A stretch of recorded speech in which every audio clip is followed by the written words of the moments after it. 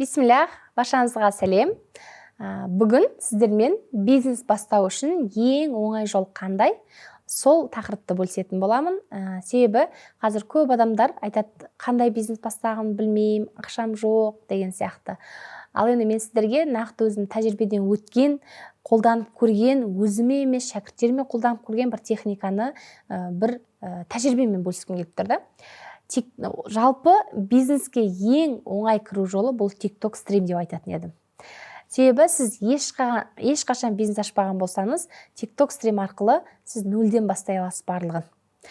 Бұл көп қаражатсыз, көп білімсіз, тек бір телефоныңыз болса ғана сізге ақша алып келетін жол деп айта аламын. Неге қазір TikTok стримге кіру екендігіңізді айтып берейін. Мен айттым ғой, қандай бизнес бастайтынын білмеймін, ақша жоқ, қандай нені жарнамалайын деген жандар именно осылай бастайды ғой, нөлден бастайтын жандардың сұрақтары. Сол жандар дәл қазір TikTok стримді ашу керексіздер. Осының бәрін сұрақтың барлығын айналып өтетін жалғыз жол сізге TikTok стриммен сату. Себебі мен өзім TikTok стримға кірген кезде менің Гүлзат Өтемісқызы екенімді ешкім білген жоқ та. Яғни менің бір өзімнің аудиториям бар, Инстаграмда ғана. Мені танитын, мені жеке тұлға ретінде қабылдайтын деген сияқты. Ал TikTokта ешкім мені танымайды. Неге именно стрим? Өйткені ол тегін. Яғни стримға шығу тегін. Клиент өзі келеді. Жарнама керек емес. Тіпті қазір осы видеоны көріп болғаннан кейін бастап кетсеңіздер болады иншаллах. Бізде енді TikTok, Инстаграмға кірген кезде эфирге кіретін болса, күнделікті сол бір аудитория, күнделікті 100 адам, күнделікті 200 адам, күнде бір адамдар ғана. Және сенің тіркелген оқырмандарың ғана көре алады да, саған тіркелмеген оқырмандар сенің эфиріңді көре алмайды. Ал TikTok стримда сен сағат сайын қайтадан кірсеңде, жаңадан кірсеңде, сағат сайын саған жаңа аудитория келіп отырады. Енді осындай бір үлкен мүмкіндігі бар да. Ал эфирге шығу үшін бір дүкен ашудың, клиентпен бірден бір жаққа барудың қажеті жоқ. Үйіңнің бір бөлмесінде отырып алып эфирге шыға бере аласың. Тіпті өніміңіз болмаса да эфирде делдал болып табыстап аласыздар. Қазір не көп, оптын чаттар көп, біздің өзімізде де оптын чат бар. Ол оптын чаттан сіздер бір штук товар болса да оптын бағада ала аласыздар. Енді сатам дейтін жан болсаңыз, сол заттардың фото, видеосымен ақ сатып кете аласыздар да. Немесе біздің оптын чатта 2200-ден ба басталады товарлар. Немесе бір товарды алып алып, сол 2200 товарын алып алып, олар продаждағы бағасы 10-12 мың теңге тұрады. Сол 10 мыңға сатсаңыз да үстінде 8 мың теңге пайда көре аласыз. Осылай тек сатам деген шешім шығарған кезде TikTokқа шығып кете аласыздар. Енді өніміңіз болмасашы, да, сіз сата алмайтын болсаңыз қалай жасауға болады? Ол кезде оптын чаттар жоқ сізде, оптын чаттар енді ақылы болады, тегін болады деген сияқты. Ол кезде өзіңіздің қалаңыздағы товары бар адамның товарын сатып беру арқылы табыстап аласыз. Дропшиппинг деген қазір хит болған техника бар ғой. Негізі осы техниканы барлығы біледі, бірақ қолданбайды. Дропшиппинг деген сату техникасы бар. Ол товарды келмей жатып сату. Яғни бір товардың қолыңда тұрсын, немесе соның дайын фото, видеосы арқылы міне осы сағат бағасы 10 мың теңге, маған 2 күнде қолыма келеді, алам дейтін болсаң дәл қазір сатып алыңыздар деген сияқты. Жоқ затты сату бұл дропшиппинг техникасы деп аталады. Заказ келген кезде уже клиенттерге таратып бере бересіздер. Сол үшін TikTokқа шығу өте маңызды. Енді мен бұны қалай бастаймын дейтін жандар болуы мүмкін. Тіпті TikTok жоқ жандар бар екен, мен таң қалдым ғой. TikTok деген нәрсе жоқ дейді. Ол үшін сізге телефон керек, TikToктың аккаунтын ашу керек және эфирге шығам деген сенім керек. Енді қателесесіз, үйренесіз. Бірақ миллион теңге керек емес. Тікелей эфирдің функциясы ашылса болды, сіз сөйлеп бастай бересіз. Енді басында қорқасыз, қысыласыз, адамдарға сөйлей алмайсыз да, шатасасыз, мүмкін ұмытып қаласыз, бірақ бұның барлығы норм. Қазіргі таңда бір эфирмен 20-дан астам заказ тұрып, 30 минутта алғашқы табыстарын тауып жатыр менің шәкірттерім. Сіздер олардан еш жерлеріңіз кем емес. Тіпті олар бұрын соңды телефонды ұстап көрмеген жандар. Ең бірінші эфирінде алғашқы табысын тауып жатыр. Неге? Себебі олар ақша табу үшін барлығын ұятты, қысылуды, жұрттың сөзін шегеріп қойған жандар. Олар табыс табамын деп шешім шығарған жандар. Олар дәл осындай сабақты алды және бастап кетті. сіздер де дәл қазір аласыздар да бастап кетесіз. Сөйлеуді үйренесіз, камерадан қорықпайсыз, көшбасшылық қасиет қалыптасады. Ол қалай? Жалпы сіз эфирге шығып үнемі сөйлей берсеңіз, өзіңізге сенімді болып бастайсыз. Мен де осылай анық нақты ойым жеткізетін болып туылған жоқпын ғой. Мен де бастаған кезде күмілжідім, қобалжыдым, сөзімді ұмытып қалдым. Тіпті есімде ме Зеретай, біздер сабақ өткізген кезде уборныйға жүгіріп жүретінмін. Ең бірінші 2020 жылдарда ма марафон өткізген кезде уборныйға жүгіріп жүретінмін.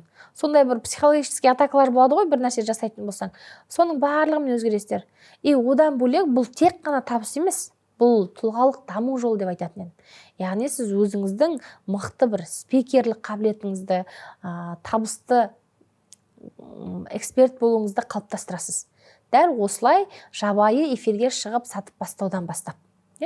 Жалпы бұл кәсіпкер деген, біз жалпы подкасттарда айтып жатырмын, видеода айтып жатырмын, бұл қате арқылы өсетін адам. Кәсіпкер деген бір адам емес, белгілі бір кәсіпкер деген оқу жоқ та, былайша айтқанда байқасаңыздар. Бұл өзінің қателігінен қате арқылы өсетін жан деп айтсақ та болады. Қате жасамау, бұл ештеңе жасамау. Қателеспейтін адам бұл өмірде ештеңе жасамады деген сөз. Ал қателесу бұл өте норм. Мысалы, банағыдай ұмытып қаласыз, эфирге шығып кетесіз. Менде болған Гүлназым деген апа шәкірт деп айтамын. Мен инстаграмнан көрсеңіздер болады, Алматы қаласының, жасы 53-те, тиктокқа ең бірінші шыққан кезде, ойбай, мыналардың бәрі маған негатив айтып жатыр деп, ұялам ғой ана жерде, не айтсам екен енді. Енді апа шыдаңыз, апа, бізде Атырауда апа деп айтамыз ғой. Апа шыдаңыз, енді Гүлназ ханым, кішкене шыдамдылық керек деп жүріп, бір айда чегі 105 мың теңгеден 165 штук товар сатқан. Моющий пылесосты.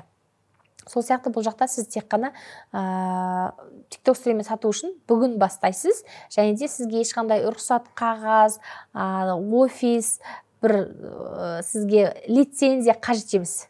Тек қана эфирге шыққанда сөйлеу, эфирде шыққанда сөйлеп, айтып көрсететін товарыңыздың суреті болу, немесе товарыңыздың өзі болу. Енді кеше бастамасаңыз, бүгін бастаңыз. Бұл видеоны бекерге көріп отырған жоқсыз. Әр кезде айтамыз ғой, біздер бірдеңені ойлаймыз, алдымыздан шыға береді осылай. Осы видеоны көрсеңіз, демек сіз TikTok стрим бастау керексіз. Себебі осы жылдың соңында TikTok шоп келейін деп жатыр да. TikTok шоп келсе, тіпті дамиды. Ал ол кезде уже сізге кеш болады. Неге? Себебі бұрын инстаграмды бастап кеткен біз сияқты блогерлер қазір уже инстаграмның майталманы болып нанын жеп отыр да. Ал қазір бастау инстаграмға көбірек вложениені, көбірек төзімділікті, көбірек уақытты талап етеді. Энергияңызды талап етеді. Ал TikTokта бәрі әзірге оңай. Сол үшін бүгін бизнесіңізді бастауға мүмкіндігіңіз бар. Бұл енді TikTok стрим ең қарапайым, ең тиімді бизнес модель ғой. Бастаңыз, қателесіңіз, үйреніңіз, өсіңіз, ең бастысы әрекет. Қазір телефондарыңыз қолыңызға алыңыз, App Store'дан немесе Play Market'тен TikTok'ты скачать етіңіз, және TikTok'тың алгоритмі бар. TikTok'тың алгоритмдерін мен осы сабақтарда айтып кеттім. Осы Гүлзат Өтемісқыз деген каналымнан қарап көріңіз, сол жақта алгоритм бар. Тіпті қалай TikTok'тың алгоритміне кіру керектігін барлығы айтылған, сол бойынша тіркеліп, эфирге шығып, саудаңызды бастаңыз деген келеді. Дәл қазір бастап кетсеңіз, сізді ешкім тоқтата алмайды. Тек өзіңіз ғана, өзіңіздің қорқынышыңыз ғана, өзіңіздің әрекет етпеуіңіз, шешім шығармауыңыз ғана сізді тоқтата алуы мүмкін.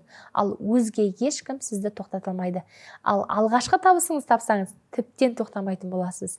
Алдағы уақытта осы TikTok стримді бастағаныңыз үшін маған алғыс айтатын боласыз. Сол себепті құрметті көрермен, нөлден бастайтын болсаңыз, ең оңай жол TikTok стримін сату.